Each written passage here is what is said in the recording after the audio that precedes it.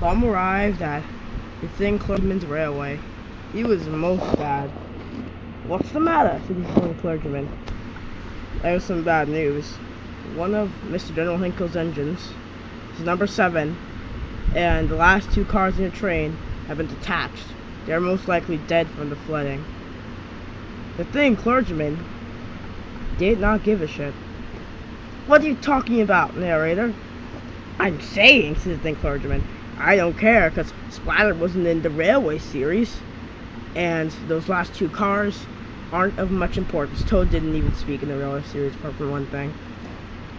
"Well, if that's how you feel, then I guess I should be getting home. I mean, I should probably stay at one of your sheds, at least. It's the least you could do for me. You weren't in the railway series either.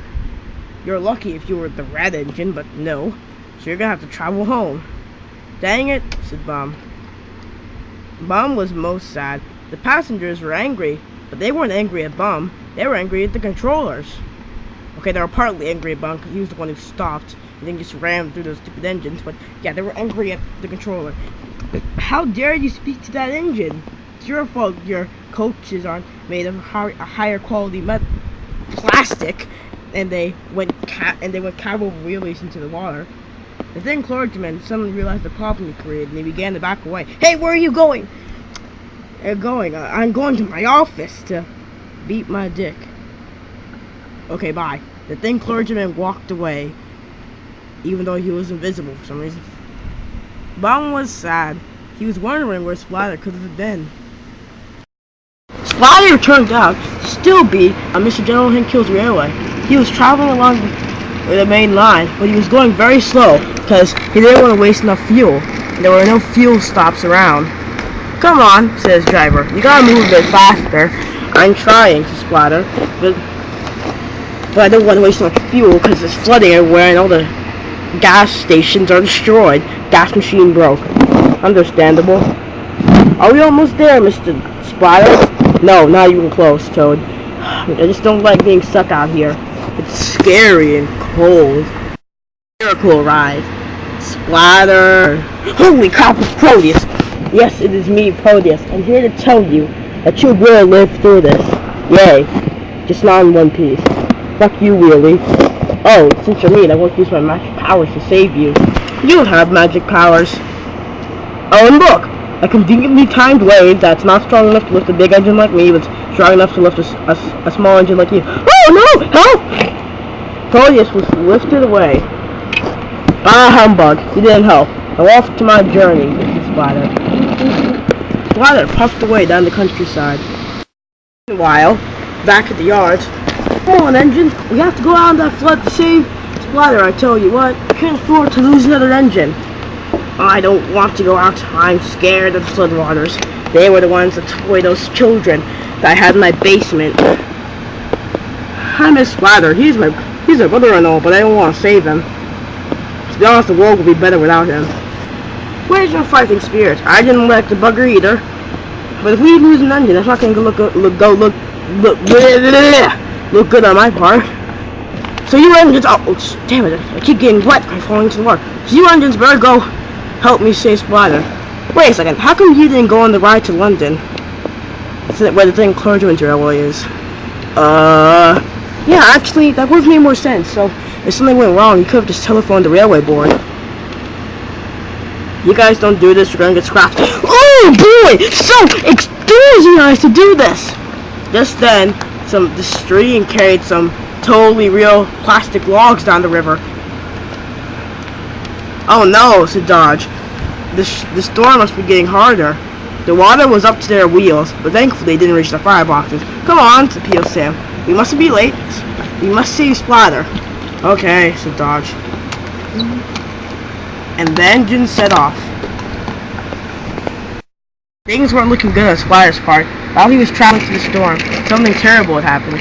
The driver said, "Wait, stop! What's wrong?" "Splatter, we're halfway out of fuel." "Oh no." "Well, don't worry, you can move for another mile. Oh, I'll try and telephone for help." There's no telephone for miles." "Crap. Well, I guess we just have to do what we have to do to make it to the thing clergyman's railway," said Splatter as he rolled away. but things were gonna look up for our hero. Bum was traveling along the main line as fast as he possibly could. There were some dry rails left so he could make it through the storm. Hurry, hurry, hurry, said Bum as he raced the countryside. We mustn't be late, we mustn't be late. For what? Said his driver. If we could find Splatter down the main line, we'll be able to save him. Now, because the section of track where Thin Clarges Railway was located on, the Thin Clarges Railway was built on low ground, so Bum had a few miles to travel before he made it to the crossing bridge, where his railway and the Thin Clargemans met.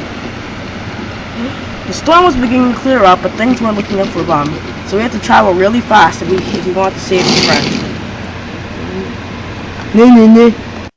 The line was clear all the way over to Sodor. Wherever this place takes place, not Sodor. Well, maybe Sodor, I don't know. Bum continued to puff down the main line. He really wanted to find Splatter, but he ended up finding something even better. Because Splatter sucks, and he's sexist. Splatter's sexist, yeah. He ended up finding Peter Sam. Bum, what are you doing here? Indeed, said Mr. General Hinkkill. I was looking for Splatter. What are you guys doing up here? Doing the same. Same, have you seen him? I was looking for him. Which way did you go? I didn't take the same route that went back down. I took a different shortcut. You sure wouldn't see when he got down. He's probably still there stuck. Dodge, get out of here. Oh, what is it? He said, as Dodge rolled up. Oh, hey, Bum. You were found. Have you seen Splatter? I took a shortcut and didn't go the same way where Splatter was going. Well, guess we're gonna have to go down the same way Splatter was going. You go back to the yard and get some work, man, while me and P.O. Sam make our way over there. Indeed, said P.O. Sam as he rolled away. Wait, you're just gonna leave me here?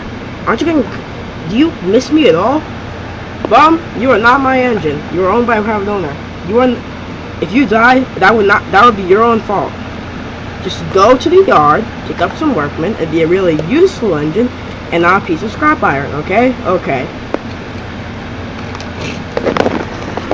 All around me are familiar faces. The Dodge, P.O. Sam, and Mr. General Hinkkill were traveling through the wet countryside.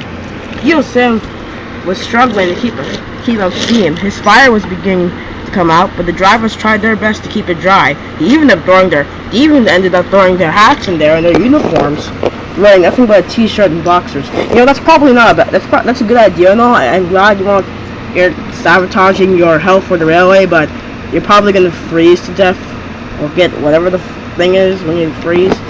Don't worry, Mr. Hinkle. I can help too. If you need any more water, I've been holding it for the bathroom for a few hours. Ew, said the engines. But Dodge wasn't worried. He knew that Splatter was somewhere, because Splatter always finds a way, somehow, and would scoop him like he didn't fall. And Dodge continued on. Jesus, it's 8 minutes. How come I can never end the episode correctly? But, yeah, they continued on down the main line. Vroom, vroom, rumble, rumble. But they were still not close to Splatter. Well, kinda, Point. The passengers of Splatter's train were also helping. The water was beginning to get steep, and Splatter had to move very slowly. The passengers were helping by trying to row, which actually helped because the water was so strong that it almost lifted Splatter off the rails a bit. Splatter was floating because he had sandbags on him for some reason. He's a weird little engine. And so were the trucks too. The guard in Toad's brake van was also helping, even though we said he wasn't there before. They were pretty much paddling to keep Splatter afloat. Now the lines where there was track, Splatter was able to puff along. This is what we call teamwork, children. You should use it in ski. Splatter continued to puff along the line. What's the matter, driver? I'm sad that we can't make a video longer than 10 minutes if people get disinterested, and also that this video is getting too long. This is part 3. Well, consider this a mini-series then. Ooh, a mini-series. That'll look good for the channel. Anyways, we better continue along the line. The clouds above him, the sun began to set. The day was almost over, and it was looking very edgy outside. Splatter liked the beautiful view, and so did the passengers. For a few miles, it was actually pretty calm, as if it was a river trip. They were just floating through the water. Splatter This may be a surprise, kids, but Splatter isn't the fat bum Dodge always says he is, because Dodge is a lying twat.